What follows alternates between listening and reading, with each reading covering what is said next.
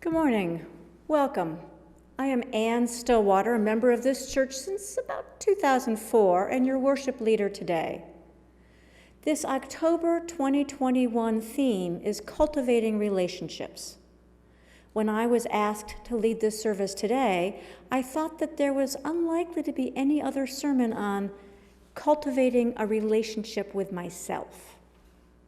In that next moment, the sermon title, My Grandmother's Curse, came to me.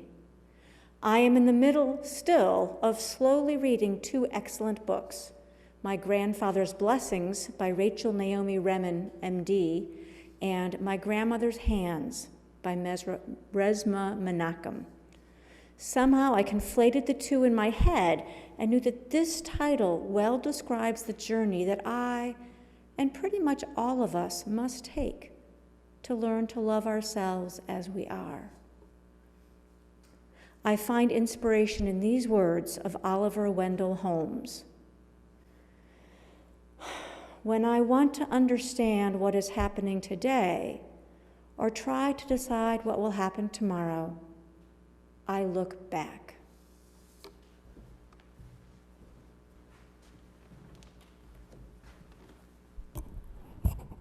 Good morning. I'm J.D. Stillwater, part of the worship team and a grateful member of this church. Reverend David Kohlmeyer is our settled minister, but today the unsinkable Ann Stillwater is our worship leader. I also share leadership of today's service with Hannah Belser, accompanist, Amy Firestein, our service tech, and David Spear, our song leader this morning. And special music via the miracle of recording technology from Kendra Trufonostock and Lois Voigt. To all our viewers, whether you be a member or a visitor, we are glad you have chosen to join us this morning. An online coffee hour will follow today's services starting at 11:30 a.m. Please join via the link provided in the email you received this morning with today's service link. In the spirit of the transformative power of community, welcome to the Unitarian Church of Harrisburg. Whoever you are, wherever you live, whomever you love, whatever you do for a living, you are welcome at the Unitarian Church of Harrisburg.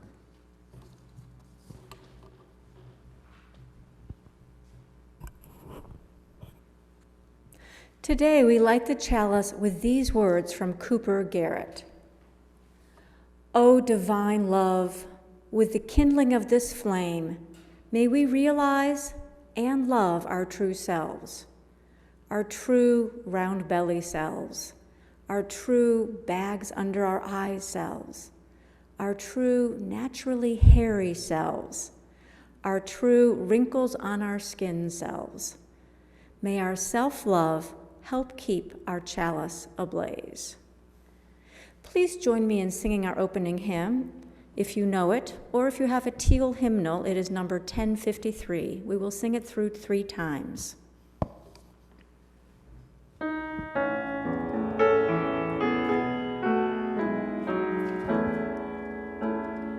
How could anyone ever tell you that you're anything less than beautiful? How could anyone ever tell you you were less than whole? How could anyone fail to notice that your loving is a miracle? How deeply you're connected to my soul. How could anyone ever tell you you were anything less than beautiful? How could anyone ever tell you you were less than whole? How could anyone fail to notice that your loving is a miracle? How deeply you're connected to my soul. How could anyone ever tell you you were anything less than beautiful? How could anyone ever tell you you were less than whole? How could anyone fail to notice that your loving is a miracle? How deeply you're connected to my soul.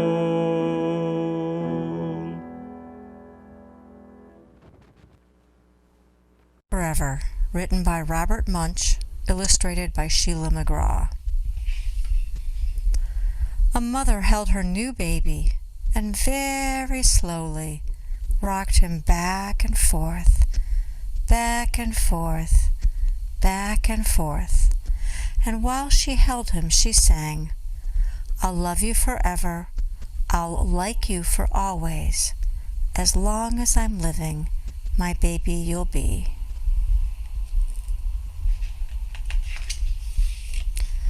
The baby grew. He grew and he grew and he grew.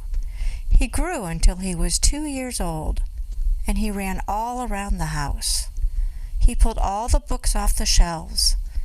He pulled all the food out of the refrigerator, and he took his mother's watch and flushed it down the toilet. Sometimes his mother would say, "This kid is driving me crazy." But at night time, when that 2-year-old was quiet, she opened the door to his room, crawled across the floor, looked up over the side of his bed, and if he was really asleep, she picked him up and rocked him back and forth, back and forth, back and forth. While she rocked him, she sang, "I'll love you forever, I'll like you for always. As long as I'm living, my baby you'll be." The little boy grew. He grew and he grew and he grew. He grew until he was 9 years old, and he never wanted to come in for dinner. He never wanted to take a bath, and when Grandma visited, he always said bad words. Sometimes his mother wanted to sell him to the zoo. But at night time, when he was asleep, the mother quietly opened the door to his room, crawled across the floor, and looked up over the side of the bed. If he was really asleep, she picked up that 9-year-old boy and rocked him back and forth, back and forth, back and forth. And while she rocked him, she sang, "I'll love you forever, I'll like you for always. As long as I'm living, my baby you'll be." The boy grew. He grew and he grew and he grew. He grew until he was a teenager. He had strange friends, and he wore strange clothes, and he listened to strange music. Sometimes his mother felt like she was in a zoo. But at night time, when that teenager was asleep, the mother opened the door to his room, crawled across the floor, and looked up over the side of the bed. If he was really asleep, she picked up that great big boy and rocked him back and forth, back and forth, back and forth. While she rocked him, she sang, "I'll love you forever, I'll like you for always. As long as I'm living, my baby you'll be." That teenager grew. He grew and he grew and he grew. He grew until he was a grown-up man. He left home and got a house across town. But sometimes on dark nights, the mother got into her car and drove across town. If all the lights in her son's house were out, she opened his bedroom window, crawled across the floor, and looked up over the side of his bed. If that great big man was really asleep, she picked him up and rocked him back and forth, back and forth, back and forth. And while she rocked him, she sang, "I'll love you forever, I'll like you for always. As long as I'm living, my baby you'll be." Well, that mother, she got older. She got older and older and older. One day she called up her son and said, "You'd better come see me because I'm very old and sick." So her son came to see her. When he came to the door, she tried to sing the song. She sang, "I'll love you forever, I'll like you for always," but she couldn't finish because she was too old and sick. The son went to his mother. He picked her up and rocked her, back and forth, back and forth, back and forth, and he sang this song, "I'll love you forever, I'll like you for always, as long as I'm living, my mommy you'll be."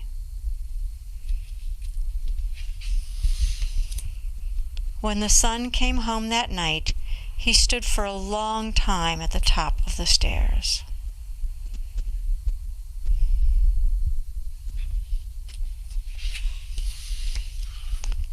Then he went into the room where his very new baby daughter was sleeping. He picked her up in his arms and very slowly rocked her back and forth, back and forth, back and forth.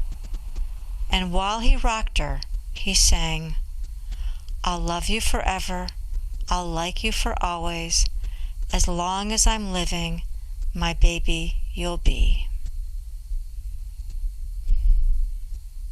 The end.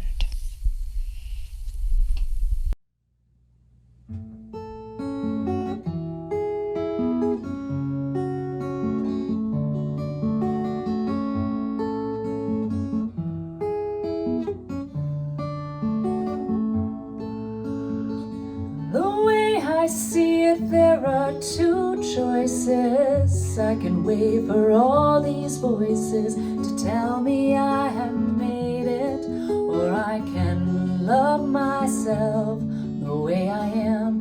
The way I see it, there are two choices. Try to do it their way, or find my own rejoicing music and play. I've been given a responsibility to love myself like I love a child, chaotic, wild, and turning, building bridges, bridges burning, just as I am, to love me.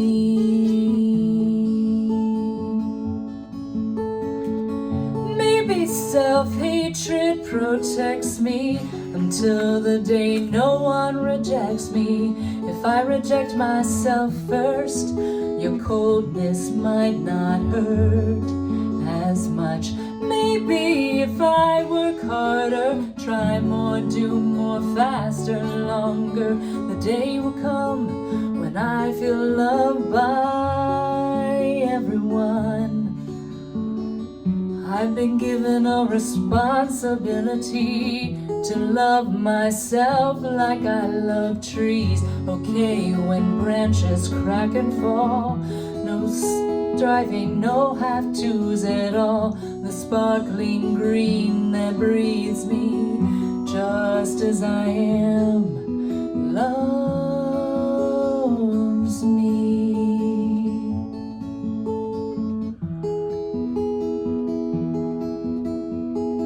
No, I don't have it all together. I never have, and I never will. And I know that you don't have it all together either, 'cause nothing here was made that way. We're all falling, we're all flying, we're all playing, we're all dying.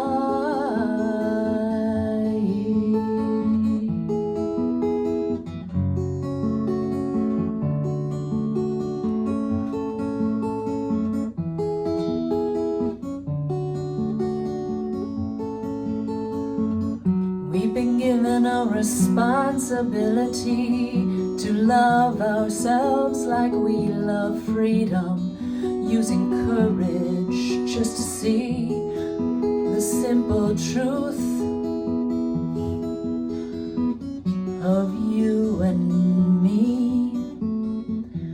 Love looks like humble gratitude, like endless forgiveness. Just as we are, just as we are, just as we are, just as we are.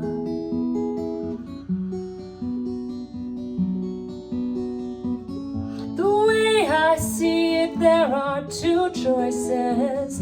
We can wait for all these voices to tell us we have made it, or we can love ourselves as we are.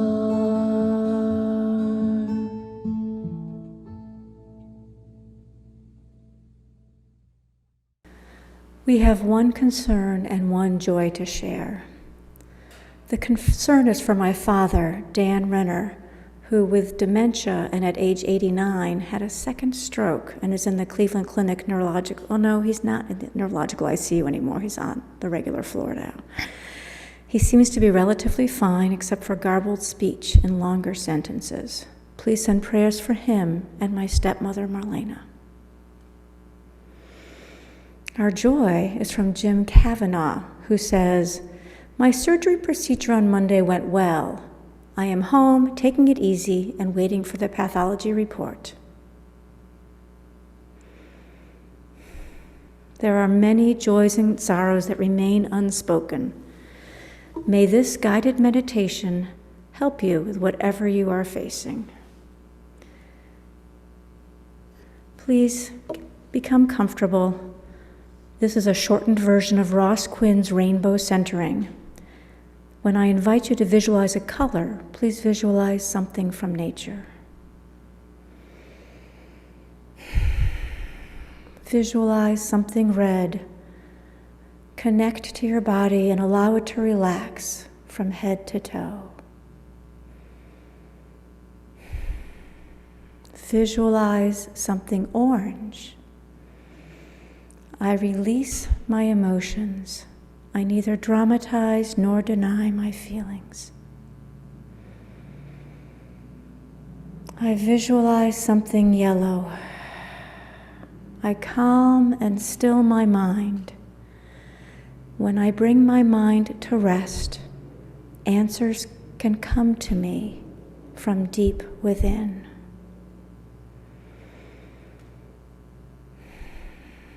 I visualize something green. Peace, peace, peace. This peace is always with me, and I can experience it whenever I relax my body, release my emotions, and calm my mind.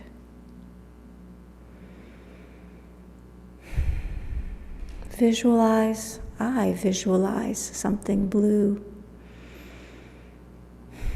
I feel the love coming, moving to me and through me to others.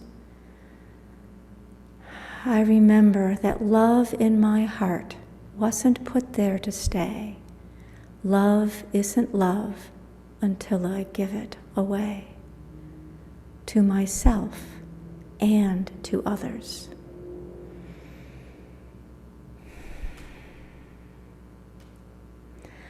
I visualize something purple.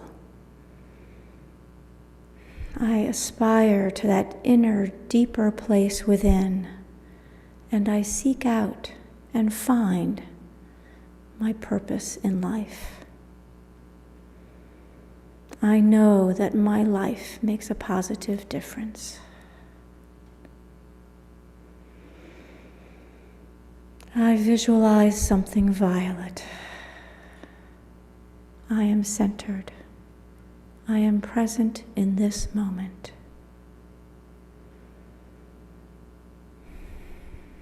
And in this moment, I pay attention to my heart. Cindy Glennon points out that when my heart is beating, it is saying, love you, love you, love you, love you.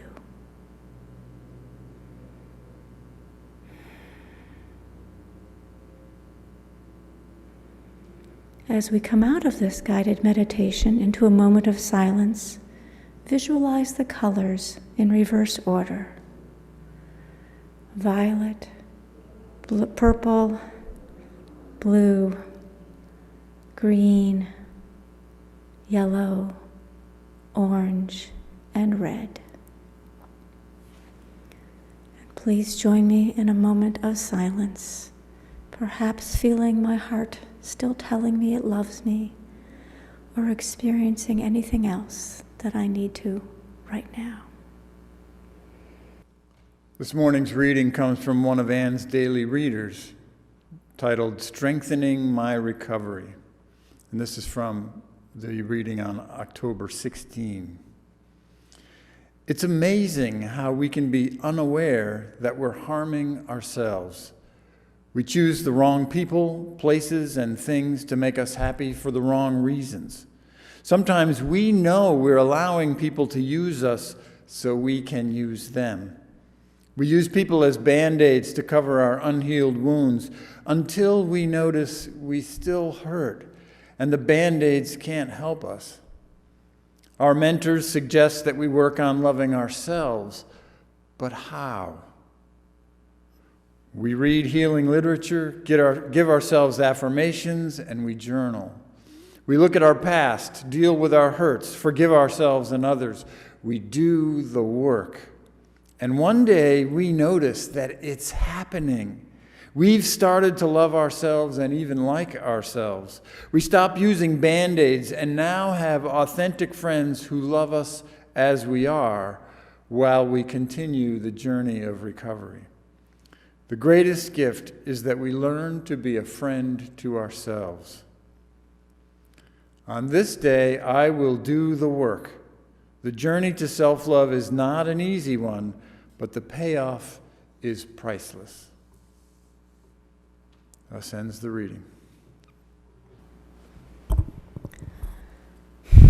Love You Forever is one of my favorite children's books. I wish I had been loved that way as a small child.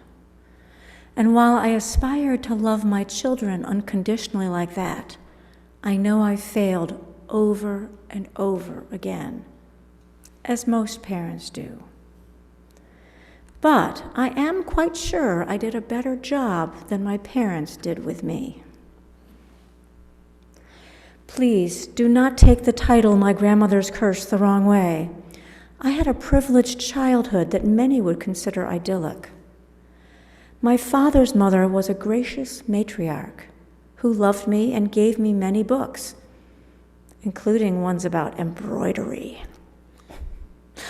Her youngest child, my aunt, described her as surprisingly Victorian. Grandma came from a well-to-do family, went to college, taught at college, and married a self-made man.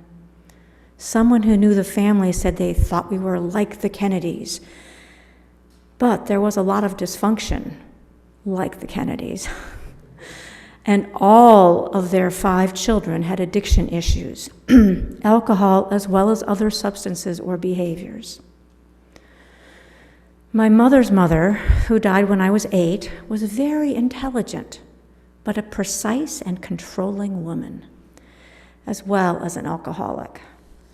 I have my mom's baby book where Grandma wrote down every bowel movement, every fussy day from my mom, who was her second child. She would not allow my mother to go to an out-of-state college, and she despaired at my mom's messiness. Conditional love, not the love you forever unconditional love. Oh, and my mom would be turning 87 tomorrow. She would think this sermon is a worthy birthday tribute. Although I did not know my mom's mom as an adult, I could see the echoes of her personality in her daughters and in my own neuroses.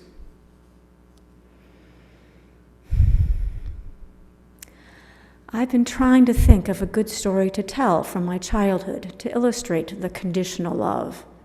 I have not come up with one, but I do clearly remember how it seemed like pretty much anything I said or did was not quite good enough. The hidden rules of this shame-based and controlling childhood led to my perfectionism. Any praise that I did get came with a qualifier. Nice job on making dinner, but you should have added more salt, cleaned up after yourself better, cooked this one thing a little longer, thought about so-and-so's food preferences. There was always some way I could have done it better, no matter how hard I tried. I internalized this into criticizing myself first, in the hopes that, as Kendra sang so beautifully, if I reject myself first, your coldness might not hurt as much. I see that both my parents may have been treated similarly by the earlier generations. As I have been learning more about intergenerational trauma, I begin to understand that my ancestors were victims of the traumas that had been done to their ancestors. In his book, My Grandmother's Hands, Resmaa Menakem describes the brutality and torture of Europeans during the Middle Ages. European people routinely tortured and punished other European people in their own communities as well as those of their neighboring enemies. Many people escaped their precarious existence in the old world and fled to a new land as colonists. Resmaa says it well. Isn't it likely that many of them were traumatized by the time they arrived here? Did over 10 centuries of medieval brutality, which was inflicted on white bodies by white bodies, begin to look like culture? Did this intergenerational trauma and its effects end with European immigrants' arrival in the New World? End quote.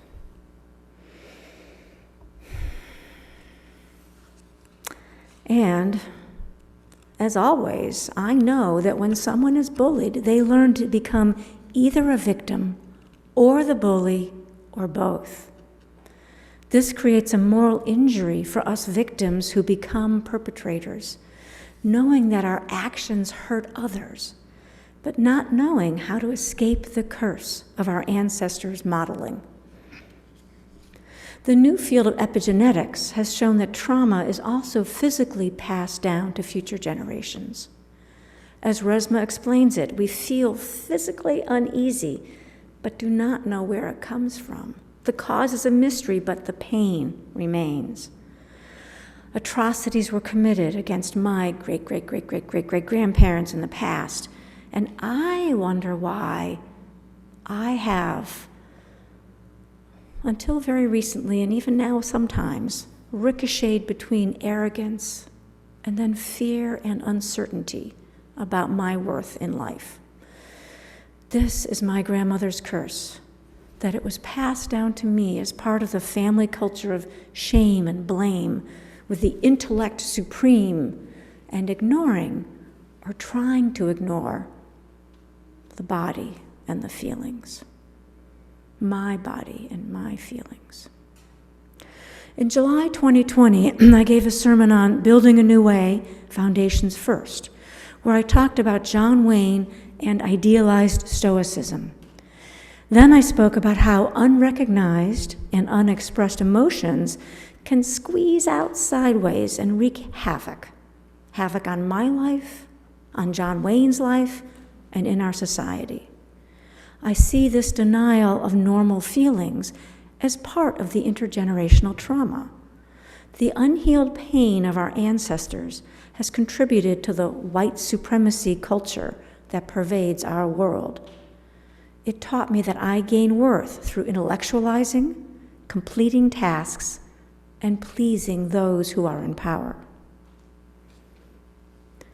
Tema Okun, I'm not sure how to pronounce her name actually, white activist and Oberlin graduate, is the author of The Emperor Has No Clothes, teaching about race and racism to people who don't want to know. I am not in the middle of reading this book, but would like to be soon just based on the title. And isn't it funny how I'm trying to maybe not be so intellectual and intellectualize less, and yet I keep talking about books.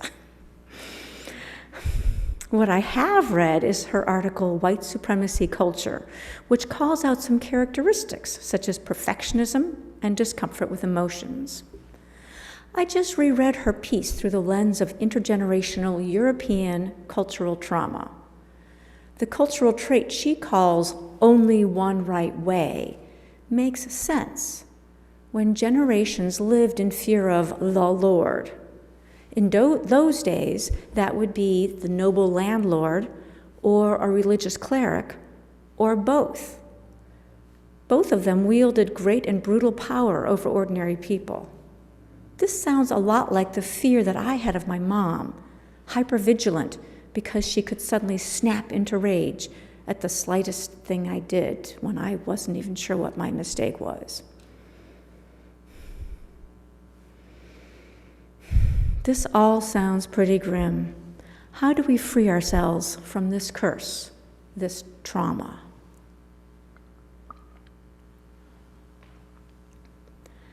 My white supremacist culture-infused brain resists ambiguity. I am comfortable with researching and reading about the perfect one right way to fix myself and win the approval of others, like the teachers and parents from my childhood, and my spouse and my bosses now. But this part of the curse is very closely tied to something that Reverend David said in his October 3rd sermon. He said, "Perfection is a nonsensical Western myth." Sometimes I find myself, like the mom of the 2-year-old child in Love You Forever, going out of my mind. And that is when I need to get out of my mind, coming back into my body through the physically oriented practices in Resma's book, or an activity such as yoga, dancing, singing, or a walk. Remind me that I am physically safe. Researchers have found that children who spend more time outside are less anxious, can pay attention better, and are happier than children who spend less time outdoors. It works for me too. Walking outside in nature feeds both my body and soul. This church community has given me a broader and deeper view of the spiritual. Our co-created women's spirituality group, Queen Spirit, has introduced me to new ways of connecting to my soul. I know people who find similar nurturing with other groups. Join a couch group, or the board, or a committee, and you may see that months and years of sharing yourself fully and vulnerably with the same church folks will lead to self-awareness and growth. And continuing to speak of soul, another way of nurturing my spirit has been pivotal to my healing. 12-step groups have changed and continue to change my life significantly. So much so that my daughter, now the Reverend Ann Stillwater, says that my getting into Al-Anon is one of the best things I have ever done for her. Al-Anon, for families and friends of alcoholics, includes children and grandchildren of them, like me. There are 12-step groups for those of us who are codependent, come from alcoholic or other dysfunctional families, and many other variations. Yes, God will be mentioned. But luckily, the third time I tried a 12-step program, that particular group had a lot of folks who said higher power instead of God. Some of us think that the group is our higher power, or nature, and your higher power can be whatever works for you, and it's okay if it changes over time, because we all change. Smart Recovery has similar but more science-based tools to help with our compulsions and addictions. The Life Results program has given me some great tools, such as the first part of that guided meditation that I offered. All of these also provide a group of people who are committed to mutual support and personal growth. A great counselor, a book study, or a meditation group might work better for you. Ironically, as I have been creating this sermon, I've come to realize that pretty much all of these ways to cultivate a better relationship with myself do involve other people. My craziness continues unless I share it with others who can provide a different perspective and call me on my stuff, on my patterns. As I let go of my need to look perfect and I'm willing to be vulnerable, I open myself to change. Can I learn, like from the song, to love myself like I love trees? Okay when branches crack and fall. The sparkling green that breathes me just as I am, loves me. Learning to play, learning to sing to myself and rock myself as the mother and son rocked and sang in Love You Forever. Stopping the critical inner parent in my head. Loving myself, mistakes and all. Taking time to enjoy my life. These are all ways I cultivate a relationship with myself. I balance this with responsibility, self-discipline, and service. This is ongoing work. To become free, I look within, seek out and acknowledge the hidden rules that keep me stuck in my grandmother's curse. After decades of trial and error, I have learned that there is no one holy grail. The right way for me is a process of looking back, looking within, and then taking that knowledge and changing the way I talk to and relate to myself and others in the future. That is how I cultivate a relationship with myself. I honor the Spirit in you. Namaste.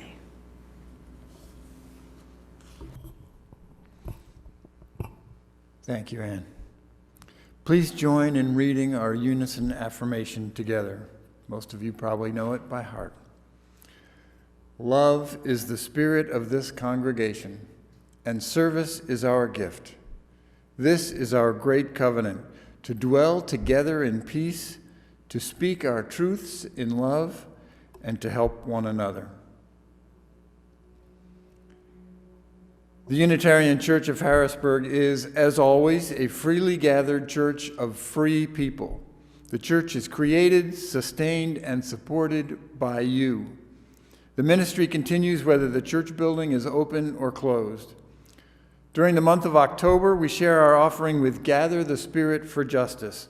GTS is an organization that brings together Allison Hill residents, area organizations, businesses, and churches to address issues of social justice and economic equity. It was jointly founded by UCH and the Shared Ministry Congregation during the time we had a second campus at 15th and Market Streets. It now operates just a few blocks away out of Christ Lutheran Church on 13th Street. I volunteered with GTS frequently in its early days, and I found the work to be immensely rewarding. It's a wonderful and diverse community of people, including many active members of this congregation. During the COVID pandemic, GTS is available by appointment only. The organization continues its work in Allison Hill, making its space more usable for visitors in the future. It also provides masks and hand-washing stations in strategic locations near Christ Lutheran and helps encourage voter engagement together with Power to the Hill. For those who wish to contribute, please see the email with the link for today's service or visit the uchbg.org homepage for options. That's uchbg.org. Your financial support and commitment really matter. Please consider giving what you're able. Thank you, Hannah and David, and Kendra and Lois for the lovely music today. As you leave this service, Please go with this aspirational poem by Jennifer Shute entitled Self-Love. I love myself for all that I am. No need to compare and no need to judge. I am who I am. No apologies and no regrets. I am worthy and I am enough. I love myself. Namaste. Go in peace. Return in love.